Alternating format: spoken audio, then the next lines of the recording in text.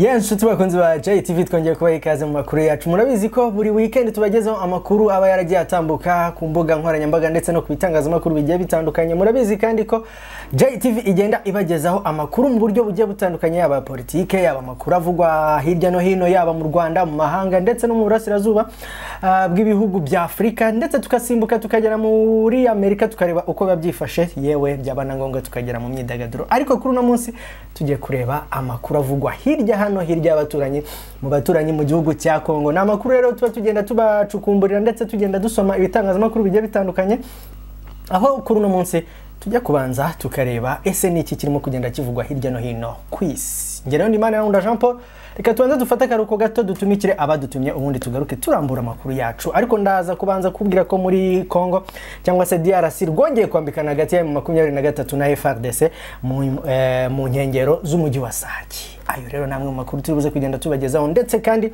ndaza kukubwira yuko muri DRC Sami DRC yakubiswa hababaza n'inyeshyamba za M23. Muri aya makuru ndaza kubwira ko imirwano ikaze yaramukiye Kanyabayonga hagati y'umutwe wa M23 n'ihuriro ry'ingabo za leta ya Kongo. Turaza kunababwira ko kandi ko undi musirikare wa SADC yicwe mu mirwano ye mu 23 Isake. Rero reka nkubwire kandi ko umusirikare wa Afrika y'Epfo nyine nkuko nakubwiraga ko yicwe muri DRC, muri Kongo muri rusange. Kimwe n'andi makuru turaza kubayiramburira mu kanya. Reka tubanze dutumikira abadutumye tuze kugaruka n'amakuru yacu mu buryo burambuye. Iyi ni JTV, njye ni Imana Yankunda Jean Paul.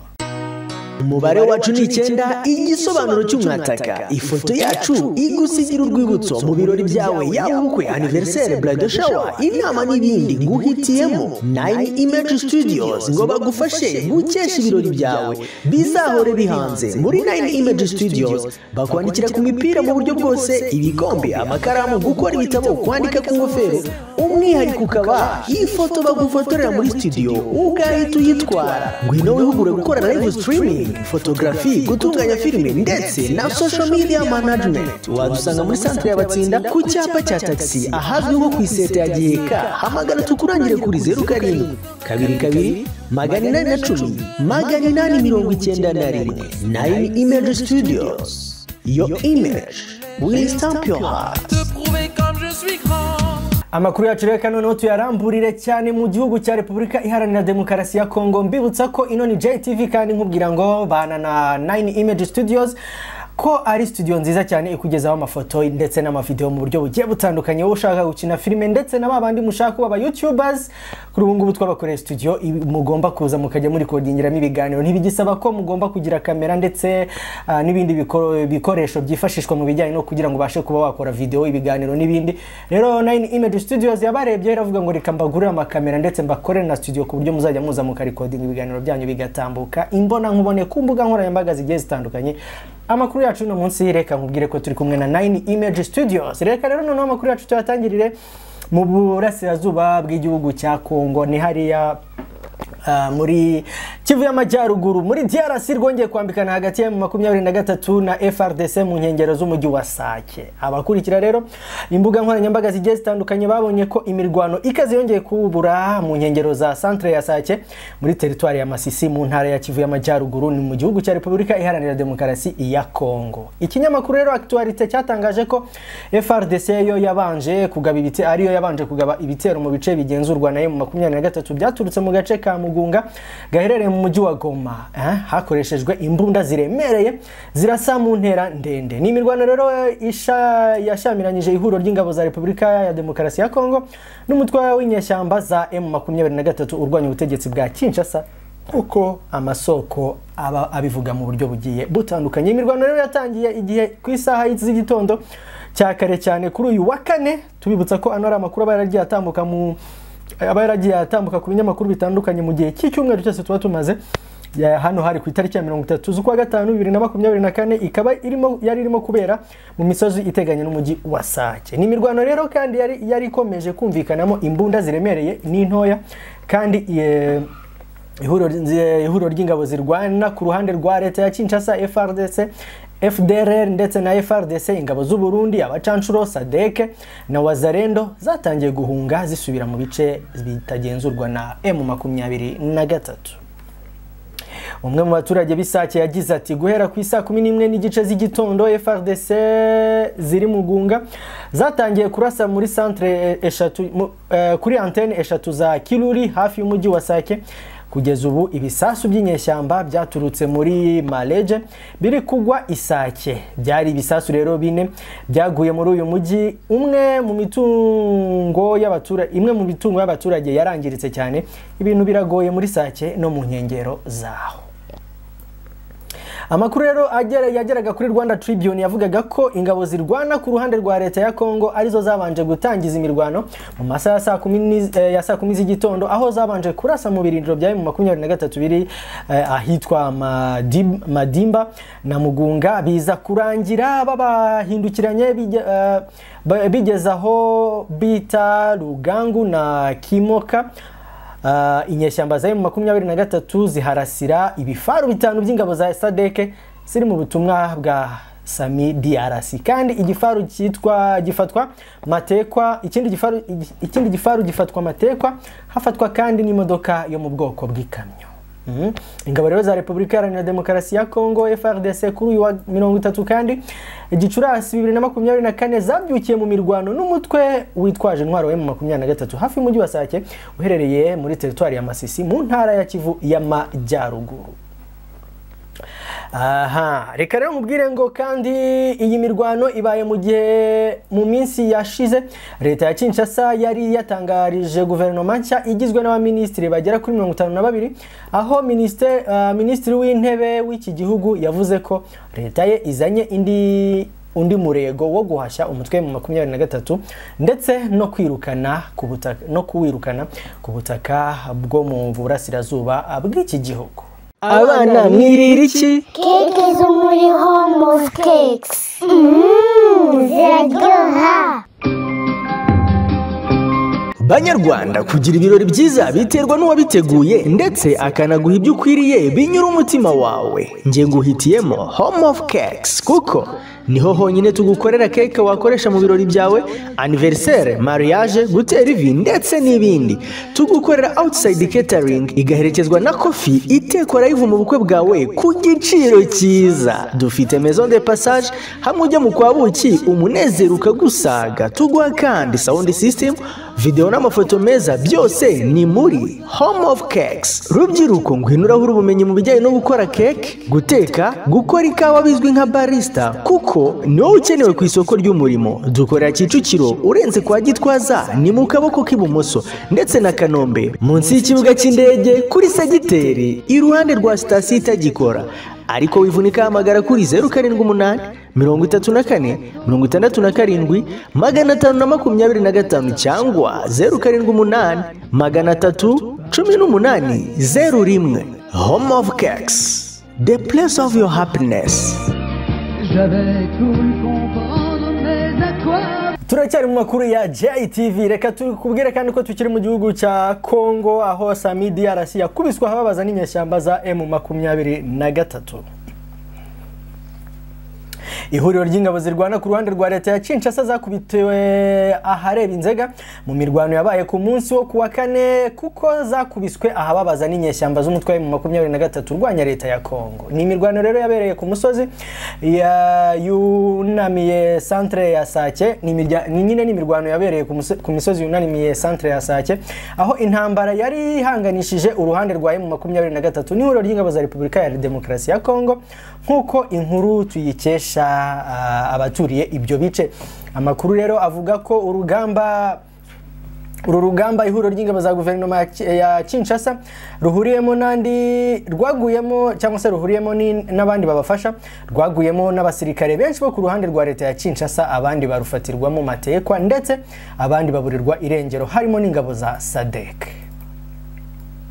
Mu basirikare bo ku ruhande rwa leta ya Kinshasa baruguyemo harimo ababarirwa mu 10 bo mu ngabo za Afrika y'Epfo n'abandi 7 bafashwe miri. Aya makuru rero avuga ko kandi imodoka zifashishwa mu kujyana ibikoresho by'abasirikare bya gisirikare by'ingabo za leta ya Kinshasa zakwitswe, izindi zifatwa n'abarwanyi ba M23 birimo n'ibifaru by'intambara. Umurwanyi wo ku ruhande rwa M23 utemerewe gutanga amakuru yabwiye MCN ko intambara yabaye kuri uyu wa kane yabereye isomo rishya ingabo za SADC ndetse n'iz'igihugu cya Repubulika Iharanira Demokarasi ya Kongo. Yakomeje avuga ati usibye kubakubita twanabishe abandi bo muri bo turabafite twabafashe matekwa yewe twafashe n'abasirikare ba Afurika y'Epfo bagera kuri 7. Hagati aho ariko mu itangazo ryashyizwe ahagaragara ku mugoroba wo kuwa kane tariki ya 30 Gicurasi 2024 ryashyizweho umukono na Lawrence Kanyuka umuvugizi w'ihuriro AFC ribarizwamo na M23 ritangira rivuga ko M23 na AFC bababajwe bikomeye n'ibitero bikomeje kugabwa ku baturage b'abasivile bikorwa na Sami DRC mu bufatanye bw'ubutegetsi bwa Kinshasa burimo FRDC FDLR inyeshyamba na cyangwa se Wazalendo n'ingabo z'u Burundi. Umutwe wa M23 uvuga ko ibibazo bikwiye gukemurwa n'inzira za politike, uvuga ko ukomeje gutungurwa no kuba ingabo ziri mu butumwa bwa SADC Sami DRC zikomeje kwica inzirakarengane z'abasivile. Kanyuka ati ibihugu bya SADC biri kurwana ku ruhande rw'ubufatanye bw'ubutegetsi bwa Kinshasa bugomba kumenya uburenganzira uruhare bagize mu bwicanye buri gukorerwa inzirakarengane z'abasivile mu byaha by'intambara n'ibyibasiye inyoko muntu biri gukora. Iri tangazo rero rikomeza rivuga ko ibitero byabaye kuri uyu wa kane tariki ya 30 Gicurasi 2024 byahitanye abasivile 10 abandi benshi bagakomereka mu gihe hari n'abandi benshi bavuye mu byabo nyuma yuko inzu zabo zisenywe n'ibisasu biremereye byarashwe. Iri tangazo kandi rikomeza rigira riti AFC nkuko yakomeje kwirwanaho no kurinda abaturage yabashije gusubiza inyuma abarwana ku bufatanye bw'ubutegetsi bwa Kinshasa nyuma yo gushwanyaguza imodoka enye z'intambara zabo. Twabashije kandi gufata imodoka zo mu bwoko bwa APC 2. Umutwe wa M23 utangaza kandi ko ukomeje gufatira ku rugamba abo ku ruhande bahanganye batandukanye barimo abasirikare ba FRDC, ingabo z'u Burundi, abarwanyi ba FDLR ndetse n'aba Wazalendo. Amakuru yacu yo muri iki cyumweru reka tuyakomereze kandi n'ubundi tubabwira ko tukiri kuvuga amakuru abacicikana hirya no hino ariko hanini twibanda ku mutwe wa M23. Imirwano ikaze kandi yaramukiye Kanyabayonga hagati ya M23 y'ihuriro ry'ingabo za leta ya Kongo. Mu nkengero za Kanyabayonga haramukiye imirwano ikaze hagati y'umutwe wa M23 n'ihuriro ry'ingabo zirwana ku ruhande rwa leta ya Kongo. Ni imirwano yatangiye mu gitondo cya kare cyo kuri uyu wa gatandatu tariki ya 2 Kamena 2024 nk'uko amasoko nyine ababivuga aba yagiye akurwaho amakuru agiye atandukanye n'ibitangazamakuru babigiye bitandukanye byandika inkuru ku bijyanye na politike ndetse n'intambara. Iyi mirwano rero iri kubera mu duce turi mu ntera nto cyane cyangwa se mu ntera y'ibirometero 4 uvuye muri centre ya Kanyabayonga. Amakuru avuga ko iyi mirwano ikomeje kumvikanamo imbunda ziremereye n'izito ndetse cyangwa se n'into, kandi ibyo byatumye abaturage bakomeza guhunga bagana mu bice bitari kuberamo intambara. Muri izi nkengero za centre ya Kanyabayonga kandi zatangiye kuvugwamo imirwano kuva ku wa gatatu w'iki cyumweru turangije, aho abarwanyi ba M23 basa n'abamaze kuzenguruka uyu mujyi muto ariko ufatwa nk'ingenzi mu ntara ya Kivu ya ruguru kuko wibitseho ubutunzi kamere ndetse ukabunakorerwamo ubucuruzi butandukanye harimo n'ubw'amabuye y'agaciro. Mu makuru yatanzwe n'ibiro ntaramakuru by'abafaransa AFP byavuze ko byahawe amakuru yo mu ibanga avuga ko M23 igeze hafi na centre ya Kanyabayonga kwa kandi ibintu byo muri uwo mujyi byamaze kuvurungana. Mu ijoro ryo kuwa kane w'iki cyumweru turimo kurangiza nyine ihuriro ry'ingabo za Repubulika Iharanira Demokarasi ya Kongo zari zahunze muri uyu mujyi, ni mu gihe kandi zari zikanze M23 ko yaba yamaze kugeramo. Kugeza ubu urusaku rw'imbunda ni rwinshi muri ibyo bice kandi umutwe wa M23 ukomeje kujya imbere ari nako wirukana abo ku ruhande rwa leta ya Kongo. Tukiri muri Repubulika Iharanira Demokarasi ya Kongo, undi musirikare wa SADC yiciwe mu mirwano na M23 Isaki. ingabo za Afurika y'Epfo ziri mu butumwa muri Repubulika Iharanira Demokarasi ya Kongo bw'umuryango w'ubukungu wa Afurika y'Amajyepfo SAMIDRC zivuga ko umwe mu basirikare bazo yapfuye nyuma y'imirwano n'inyeshyamba za M23 zirwanya ubutegetsi bwa Kongo. Ingabo za Repubulika rero, ingabo za Afurika y'Epfo SANIDF zivuga ko kuwa kane zahuye na M23 Isake, umujyi uri mu ntera w'ibirometero 25 mu burengerazuba bw'umujyi wa Goma, umurwa mukuru w'intara ya Kivu ya ruguru. Bararwana. Imisozi rero ikikije Sake iriho ibirindiro bimwe na bimwe bya M23, mu gihe muri centre ya Sake gusubira iburasirazuba werekeza mu Bambilo na Goma hakigenzurwa n'ingabo za leta, ingabo za SADC n'abitwa Wazalendo. Mu itangazo rero yasohoye kuwa gatanu SANIDF ivuga ko abasirikare 13 bayo bakomerekeye mu mirwano, naho undi umwe arakomereka bimuviramo urupfu. Ivuga kandi ko abakomeretse bajyanywe kuvurirwa mu bitaro by'Igoma kandi ko barimo koroherwa. Mu itangazo rero nayo yasohoye M23 yemeje ko yarwanye n'ingabo za leta ya Kongo, FARDC n'abafatanyabikorwa bazo barimo SAMIDRC n'ingabo z'u Burundi, bakabambura bimwe mu bikoresho bya gisirikare birimo imbunda n'imodoka. M23 yavuze ko imibare yibanze igaragaza ko abasivile 10 bishwe n'uruhande rwa leta ya Kongo Kinshasa, abandi benshi barakomereka. M23 ikavuga ko yamaganiye kure ibi bikorwa by'izi ngabo kuko bibangamira umudendezo w'abaturage.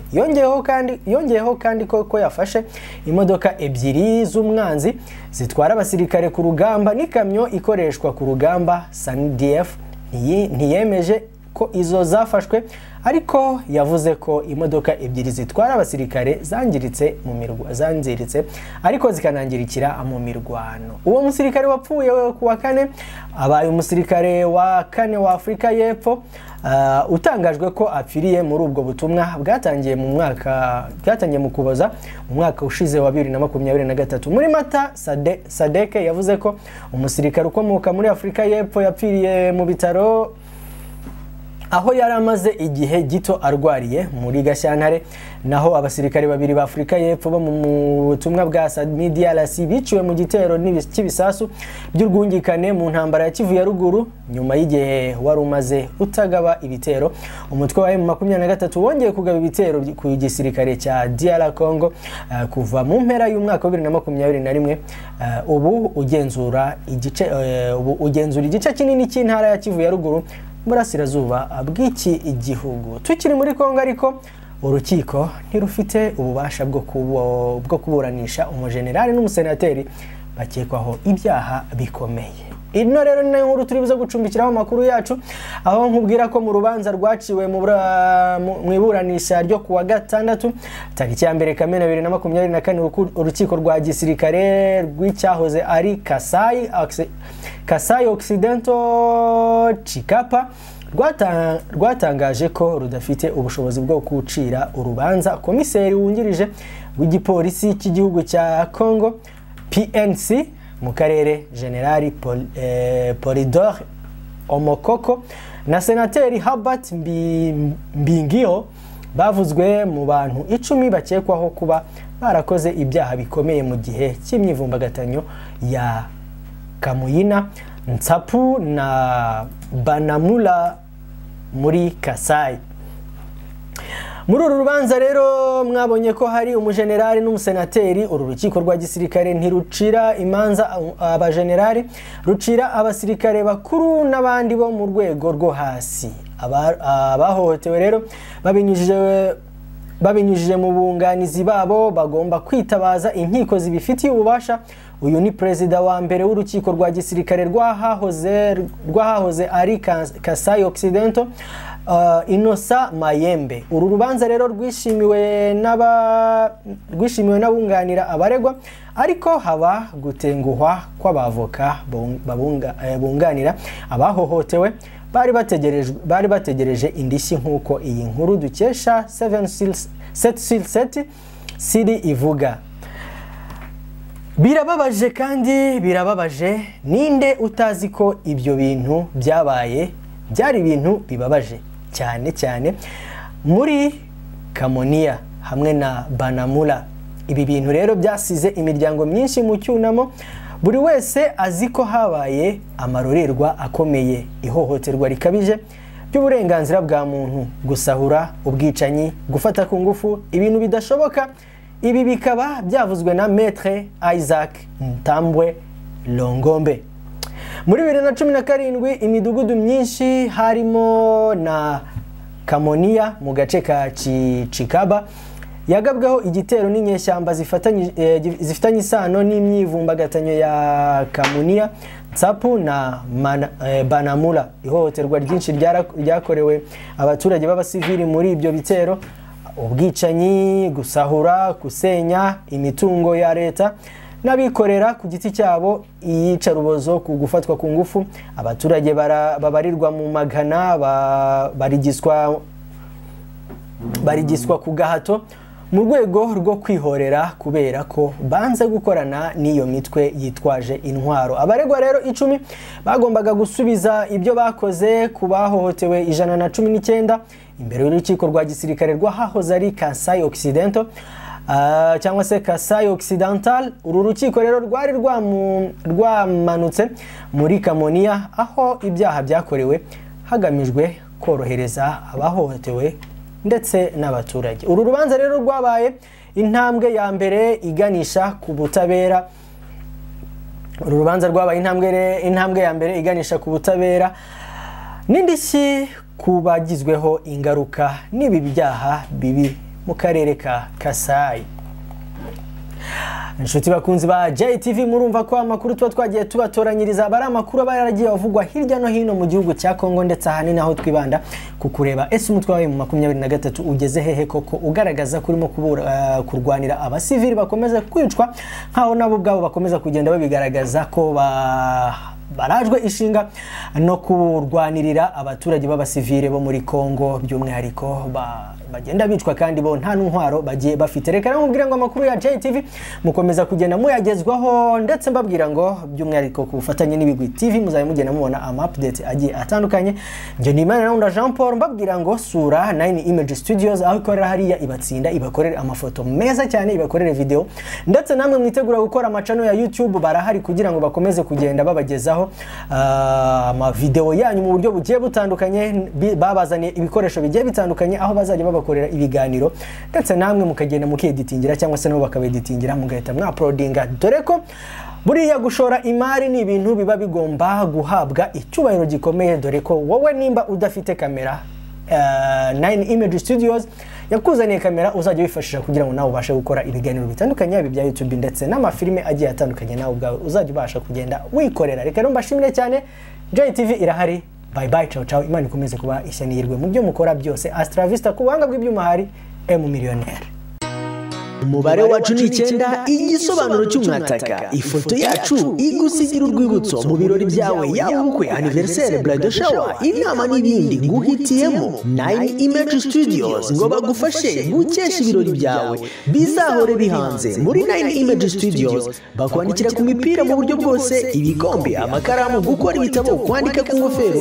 Umwihariko ukaba ifoto bagufotorera muri studio ugahita uyitwara. Ngwino wihugure gukora live streaming, photography, gutunganya filime ndetse na social media management. Wadusanga muri centre y'abatsinda ku cyapa cya taxi ahazwi nko ku iseta ya Giheka. Hamagara tukurangire kuri 07 22 810 891. 9 Image Studios, your image will stamp your heart.